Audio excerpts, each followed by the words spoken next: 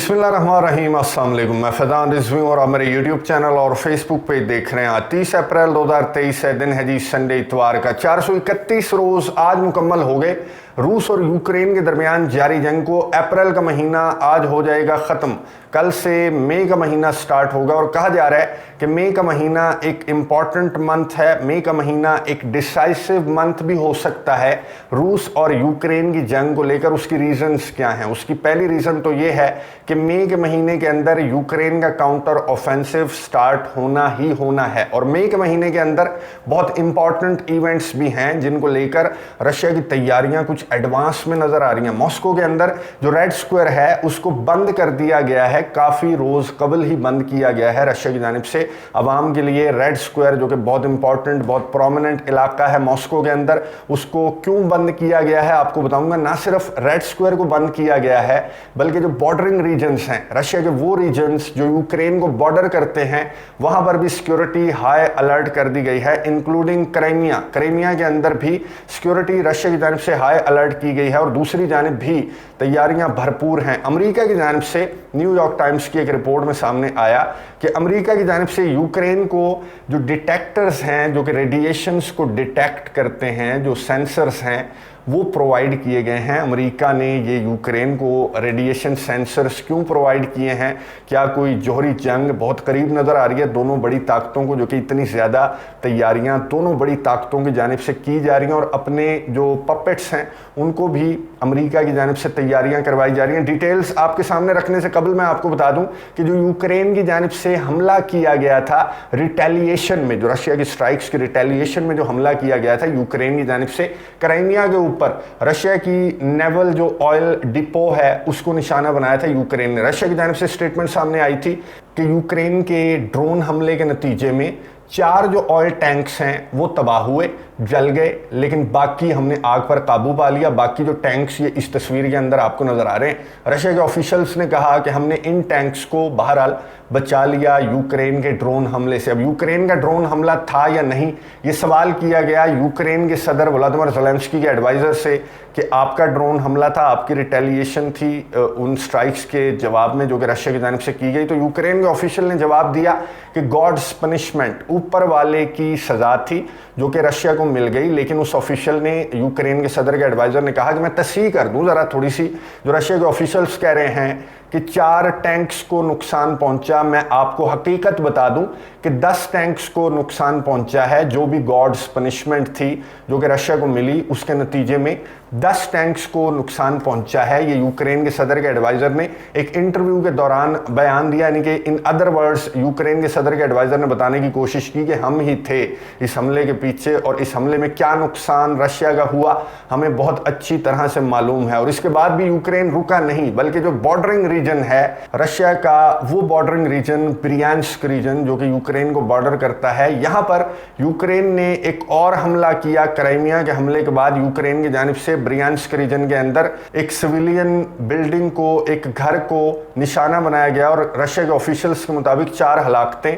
अभी तक रिपोर्ट हो चुकी हैं, जो कि एक रेजिडेंशियल बिल्डिंग के ऊपर ब्रियांस्क में यूक्रेन की जानिब से हमला किया गया। ये खबर जो है वो आपको वेस्टर्न मीडिया और यूरोपियन मीडिया के ऊपर नज़र नहीं आएगी, बल्कि वेस्टर्न मीडिया और यूरोपियन मीडिया के ऊपर अभी तक वही खबरें गर्दिश कर रही हैं कि यूक्रेन के अंदर रशिया ने स्ट्राइक्स की और यूक्रेन के अंदर एक रेजिडेंशियल बिल्डिंग को रशिया ने हिट कर दिया। अब ये भी नहीं पता कि रशिया ने हिट किया है या फिर यूक्रेन के एयर डिफेंस सिस्टम के मिसाइल का कमाल था। खैर, वेस्टर्न मीडिया और यूरोपियन मीडिया अपनी ड्यूटी पूरी कर रहा है। वहां पर यूक्रेन के जो हैं वो सिविलियंस हैं, रशिया के सिविलियंस नहीं हैं, ये दहशतगर्द हैं जो कि ब्रियांस्क रीजन के अंदर 4 मारे गए यूक्रेन के हमले के नतीजे में। यहीं पर यूक्रेन रुका नहीं, बल्कि यूक्रेन के जो इंटेलिजेंस ऑफिशियल हैं उन्होंने एक स्टेटमेंट जारी की, आपको नजर आ रही होगी। यूक्रेन के इंटेलिजेंस ऑफिशियल ने क्राइमिया के अवाम को और रशिया के बॉर्डरिंग रीजन्स के अवाम को और पूरे रशिया के अवाम को मुखातिब करते हुए, स्पेशली जो क्राइमिया के अवाम हैं उन्हें मुखातिब करते हुए रशिया के ऑफिशियल ने कहा, इंटेलिजेंस ऑफिशियल ने, कि जो भी मिलिट्री साइट्स हैं रशिया की, स्पेशली क्राइमिया के अंदर, बराए मेहरबानी आप उन साइट्स से दूर रहें, क्योंकि आने वाले दिनों में हम रशिया की मिलिट्री साइट्स पर बड़े हमले करने वाले हैं और हम नहीं चाहते कि क्राइमिया के अंदर रहने वाले अवाम का नुकसान हो, क्योंकि अल्टीमेटली क्राइमिया ने यूक्रेन में ही शामिल होना है। इस तरह की स्टेटमेंट्स जो हैं वो इसलिए सामने आ रही हैं क्योंकि यूक्रेन ने एक कामयाब स्ट्राइक की क्राइमिया के अंदर, फिर ब्रियांस्क रीजन के अंदर, और बखमुत का मैं आपको बता दूं, बखमुत में रशिया ने कहा कि हमने मज़ीद 4 जो पोस्ट्स हैं वो हमने कैप्चर कर ली हैं, हमने कंट्रोल कर ली हैं। तो यूक्रेन की जानिब से जवाब सामने आया। यूक्रेन ने कहा कि जो सप्लाई रूट है, जो सप्लाई लाइन है, वो तो हमारे पास है, अभी सप्लाई लाइन तो आप नहीं काट सके बखमुत के अंदर भी, और अगर सप्लाई लाइन बहाल है तो फिर उम्मीद भी बाकी है कि हम बखमुत रशिया से वापस ले लेंगे। इतना सारा कॉन्फिडेंस जो है वो यूक्रेन के अंदर कहाँ से आ रहा है? ये इतना सारा कॉन्फिडेंस सामने आ रहा है वागनर के चीफ यवगेनी प्रिगोजिन की स्टेटमेंट से। मैंने आपको गुज़िश्ता वीडियो के अंदर डिटेल के साथ बताया कि यवगेनी प्रिगोजिन ने रशिया की डिफेंस मिनिस्ट्री को, रूस के सदर व्लादिमीर पुतिन को मुखातिब करते हुए कहा कि हम बखमुत में लड़ना बंद कर देंगे। अगर हमें असलहा गोला बारूद ना मिला तो हमारा जितना ज़्यादा नुकसान हो रहा है, मेरे जितने ज़्यादा फाइटर्स मारे जा रहे हैं, तो हमारे पास कोई चारा नहीं सिवाय इसके कि हम बखमुत के अंदर जंग बंद कर दें। इस डिसाइसिव वक्त के अंदर, इस इंपॉर्टेंट वक्त के अंदर ये स्टेटमेंट यवगेनी प्रिगोजिन की बहुत इंपॉर्टेंट है, स्पेशली यूक्रेन को एक कॉन्फिडेंस देने के लिए बहुत इंपॉर्टेंट है, और रशिया के कान खड़े करने के लिए भी बहुत इंपॉर्टेंट है यवगेनी प्रिगोजिन की स्टेटमेंट। अब ये एक प्लॉट है, कोई टैक्टिक है यवगेनी प्रिगोजिन का बखमुत की जंग को लेकर, या फिर कोई मजाक कर रहे थे यवगेनी प्रिगोजिन, या ब्लैकमेल कर रहे हैं एक्चुअली रशिया के सदर व्लादिमीर पुतिन को बखमुत की डिसाइसिव बैटल को लेकर। इस तरह की जो तज्ज़िये हैं वो इंटरनेशनल मीडिया पर किए जा रहे हैं, लेकिन अभी तक अनक्लियर है कि यवगेनी प्रिगोजिन की जानिब से, खैर यू टर्न भी यवगेनी प्रिगोजिन बहुत तेज़ी से लेते हैं। कल को हो सकता है यवगेनी प्रिगोजिन की जानिब से स्टेटमेंट सामने आ जाए कि मैं मजाक कर रहा था, या वो कह दें कि हम बखमुत को लेके रहेंगे, कोई रोक के दिखाए हमें, और वो इस तरह के पैगामात भी यवगेनी प्रिगोजिन जो हैं वो बहरहाल जारी करते रहते हैं। खैर कॉन्फिडेंस तो यूक्रेन को खूब मिल रहा है इस तरह की स्टेटमेंट से और इस तरह के कामयाब हमलों से जो कि क्राइमिया के ऊपर यूक्रेन की जानिब से किया गया, फिर ब्रियांस्क रीजन के ऊपर जो यूक्रेन ने हमला किया, और फिर इंटेलिजेंस ऑफिशियल ने एक स्टेटमेंट जारी करते हुए कहा कि इलाके खाली कर दो, ताकि जो रशियंस हैं, जो क्राइमिया के अवाम हैं या फिर बॉर्डरिंग रीजन्स के अवाम हैं, उनके अंदर एक पैनिक फैल जाए। इस जंग को लेकर, यूक्रेन के काउंटर ऑफेंसिव को लेकर एक ग्राउंड सेट करने की कोशिश कर रहा है यूक्रेन। इसी वजह से यूक्रेन के जो ऑफिशियल्स हैं वो इस तरह की स्टेटमेंट्स जारी कर रहे हैं कि इलाके खाली कर दो, हम आ रहे हैं, हम मिलिट्री साइट्स को टारगेट करेंगे, हम बड़े हमले करेंगे, ताकि पैनिक फैल जाए। और पैनिक फैल रहा है ना सिर्फ रशिया के अवाम के अंदर, बल्कि क्रेमलिन के ऑफिशियल्स की जानिब से स्टेटमेंट सामने आई। पहले तो मैं आपको बता दूं, ये आपको नज़र आ रही होगी तस्वीर, रेड स्क्वायर खाली है, आज से नहीं बल्कि 27 अप्रैल से रेड स्क्वायर को रशिया ने खाली कर दिया। उसकी वजह क्या है? उसकी वजह यह है कि 9 मई को रशिया की जानिब से सेलिब्रेट किया जाता है, विक्ट्री डे सेलिब्रेट करता है रशिया, और रेड स्क्वायर के ऊपर होती है विक्ट्री डे परेड। बहुत बड़ी परेड रशिया की जानिब से मुनक्किद की जाती है हर साल। और ये दिन क्यों मनाता है रशिया? ये दिन मनाता है नाजी जर्मनी के खिलाफ वर्ल्ड वॉर 2 में विक्ट्री को सेलिब्रेट किया जाता है रशिया की जानिब से। इस वजह से रेड स्क्वायर को बंद किया जाता है। तो आप सोच रहे होंगे कि फिर नया क्या है इसमें? रेड स्क्वायर को तो हर साल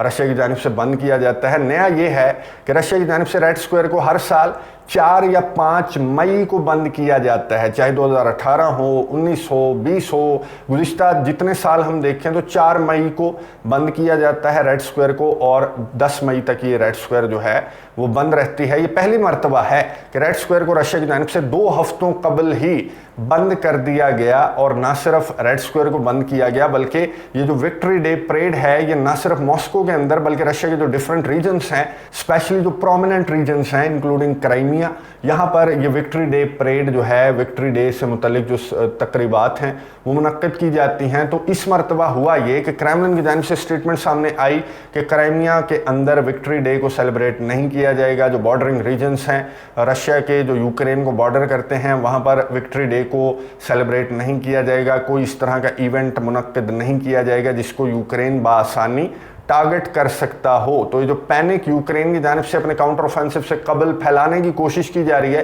ये फैलता हुआ नज़र भी आ रहा है। और मुझे ये लग रहा है कि यूक्रेन की जानिब से इसी दिन को चूज़ किया जाएगा रशिया पर हमला करने के लिए, या फिर अपने काउंटर ऑफेंसिव का आगाज़ करने के लिए यूक्रेन के सदर व्लादिमीर ज़ेलेंस्की इंतखाब करेंगे 9 मई का। क्योंकि 9 मई की तारीख एक तो बहुत इंपॉर्टेंट है, रशिया के लिए बहुत इंपॉर्टेंट है, और फिर यूक्रेन इस तरह की तारीख जो है वो चूज़ कर सकता है अपने काउंटर ऑफेंसिव के लिए या फिर इसी तरह की किसी भी कार्रवाई के लिए। और दूसरी सबसे बड़ी रीज़न ये है कि रूस के सदर व्लादिमीर पुतिन इस ऑपरेशन को नाम क्या देते हैं कि इस ऑपरेशन को मैं कंडक्ट क्यों कर रहा हूँ यूक्रेन के अंदर, यूक्रेन को डीनाजीफाई करने के लिए। अब ये जो नाजी जर्मनी के खिलाफ विक्ट्री को सेलिब्रेट करेगा रशिया 9 मई को, तो इससे बेहतर तारीख यूक्रेन के सदर व्लादिमीर ज़ेलेंस्की के लिए भला और क्या हो सकती है कि 9 मई को अगर तुम नाजी जर्मनी के खिलाफ सेलिब्रेट करोगे विक्ट्री को, तो फिर यहाँ पर एक छोटा सा हिटलर बैठा हुआ है यूक्रेन के अंदर जो कि कार्रवाई करने की कोशिश करेगा इसी रोज़ अगर अमेरिका ने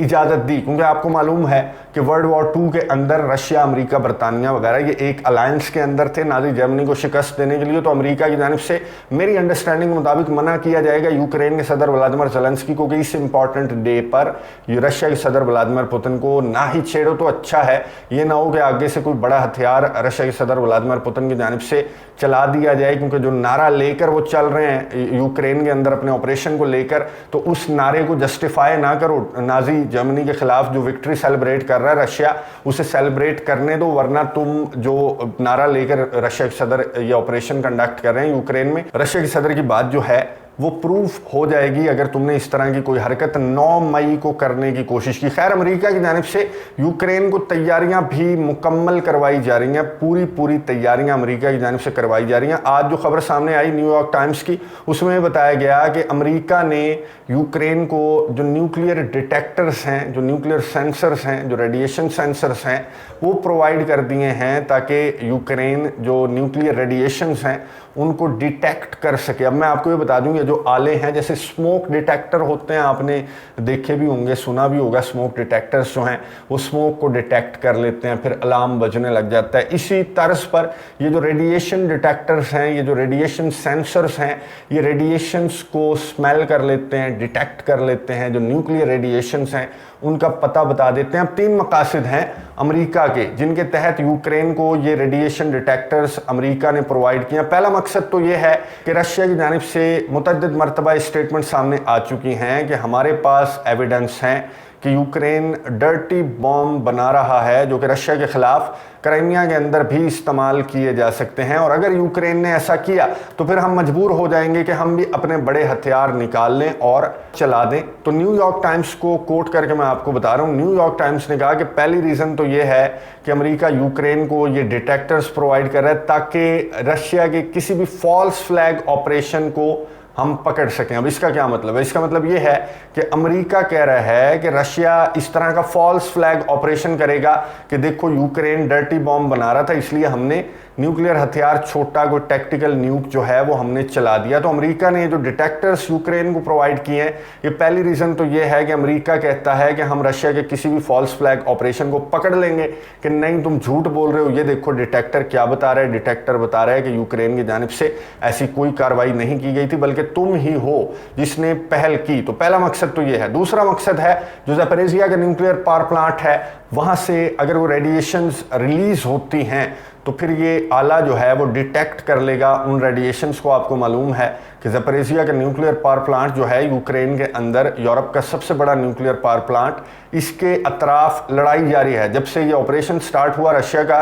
तब से लड़ाई जारी है। ये न्यूक्लियर पावर प्लांट ख़तरे में है और अगर रेडिएशंस रिलीज़ होती हैं तो फिर दूर दूर तक फैलेंगी, और अगर रेडिएशंस रिलीज़ होती हैं तो यूक्रेन को इस डिटेक्टर की मदद से पता लग जाएगा और एहतियाती तदाबीर यूक्रेन इख्तियार कर सकता है। और तीसरी और सबसे बड़ी रीज़न, ये जो डिटेक्टर प्रोवाइड किए गए हैं अमेरिका की जानिब से, वो जाहिर है न्यूक्लियर हथियार अगर रशिया की जानिब से इस्तेमाल किए जाते हैं, छोटे या बड़े, तो ये जो रेडिएशन डिटेक्टर है ये डिटेक्ट कर लेगा और फिर अमेरिका जो है वो कोई कार्रवाई रशिया के ख़िलाफ़ कर सकता है, न्यूक्लियर जंग को रोक सकता है ये अगर सेंसर में कोई डिटेक्शन सामने आ जाए। इसलिए अमेरिका की जानिब से यूक्रेन को ये न्यूक्लियर डिटेक्टर जो हैं, रेडिएशन डिटेक्टर्स, ये प्रोवाइड किए गए हैं। पहले आपको याद होगा कि एंटी रेडिएशन पिल्स अमेरिका की जानिब से अपनी कंपनीज को कहा गया था कि ज़्यादा बनाओ, और ना सिर्फ अमेरिका बल्कि पोलैंड और जो बॉर्डरिंग रीजन्स हैं यूक्रेन के, वो भी एंटी रेडिएशन पिल्स जो हैं वो अपनी कंपनीज को ऑर्डर्स भी दे चुके हैं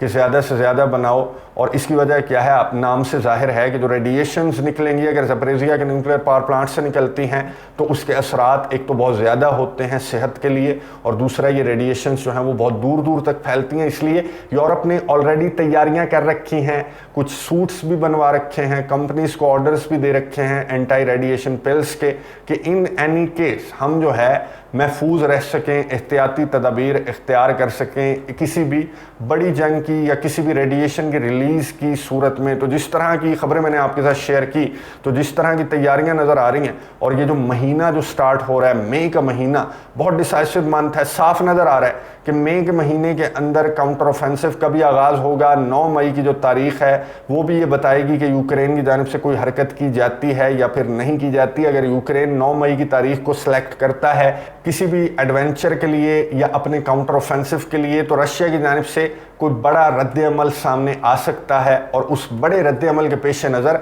अमेरिका ने यूक्रेन की खूब तैयारियां करवा रखी हैं अपने पपेट की। किसी भी बड़ी जंग के खतरे के पेश नज़र रखेंगे, आपको अपडेट्स देता रहूँगा। अगली वीडियो तक के लिए इजाज़त दीजिए। अल्लाह हाफ़िज़।